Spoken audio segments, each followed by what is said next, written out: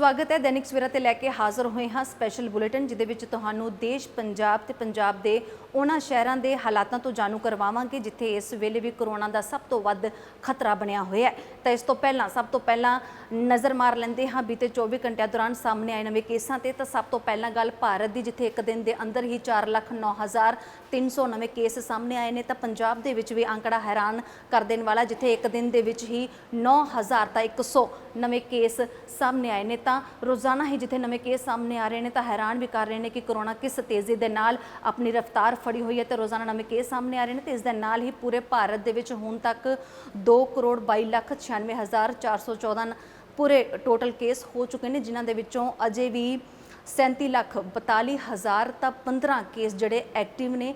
तो हुण तक इस बीमारी ने 2,42,398 लोगों की जान भी ले ली है। जबकि इसे ही अंकड़ियां की गल करिए तो 1,83,17,404 मरीजों ने इस बीमारी नूं मात दी है और इस जंग दे विच जित प्राप्त की है। तो अगे वधा के पंजाब की गल करांगे जिथे हुण तक टोटल गिनती हो चुकी है 4,33,679 जिन्हां दे विचों अजे भी 71,948 एक्टिव केस ने। तो कोरोना ने 10,315 लोगों की जान भी ली है। जबकि पूरे पंजाब दे विच 3,51,426 लोगों ने इस बीमारी नूं मात दी है, रिकवर होए ने।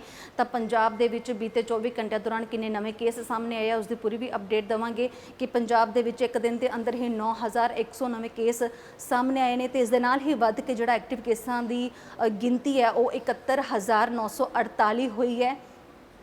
इसे ही आंकड़े मुताबिक एक दिन के अंदर ही 171 लोगों की जान भी गई है। जबकि हुण तक क्रिटिकल हालत जिन्हां मरीजों की हुई है उन्हां दी गिनती 288 है। इसे दे विच ही एक दिन के विच ही 6 मरीजों की हालत गंभीर हुई है जो अजे इलाज अधीन ने। ये मरीज़ ने जिन्हां की हालत बेहद गंभीर हो रही है।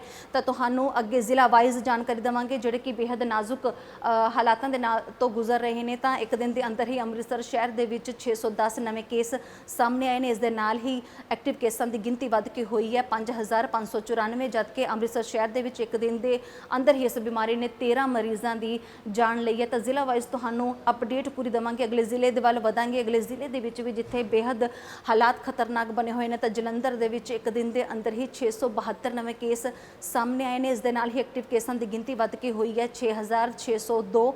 जबकि पूरे जलंधर के विच भी एक दिन के अंदर 11 मरीजों की जान गई है। हालांकि इत्थे किसी भी गंभीर हालत दे विच कोई मरीज़ है तो उसकी जानकारी नहीं है क्योंकि अजे तक कोई भी गंभीर हालत दे विच मरीज़ सामने नहीं आया। तो अगले जिले की गल करते हाँ लुधियाने की जिथे कि एक दिन के अंदर ही 1,223 नवे मरीज़ सामने आए हैं। तो इस दे नाल ही लुधियाना शहर के विच भी मरीजों की गिनती वध के 11,368 हो गई है। जबकि एक दिन के विच ही लुधियाना शहर के विच 19 मरीजों की जान गई है। तो जेकर गंभीर हालत वाले मरीजों की गल करिए तो 3 मरीज़ अजे भी गंभीर हालत के विच ने। तो लुधियाना सब तो वध जिथे केस आ रहे हैं प्रशासन के वालों सख्ती की गई है पर इस दे बावजूद बीमारी की इस शहर के विच पूरी पकड़ है जिहड़ा निकल नहीं रहा। तो अगे आपां मोहाली की गल करांगे जिथे एक दिन के अंदर ही 1,168 नवे केस सामने आए हैं। हैरान कर देने वाला आंकड़ा इस मोहाली के विच भी सामने आ रहा है। इस दे नाल ही एक्टिव केसां की गिनती भी वध के 9,953 हुई है। जबकि मोहाली के विच ही एक दिन के अंदर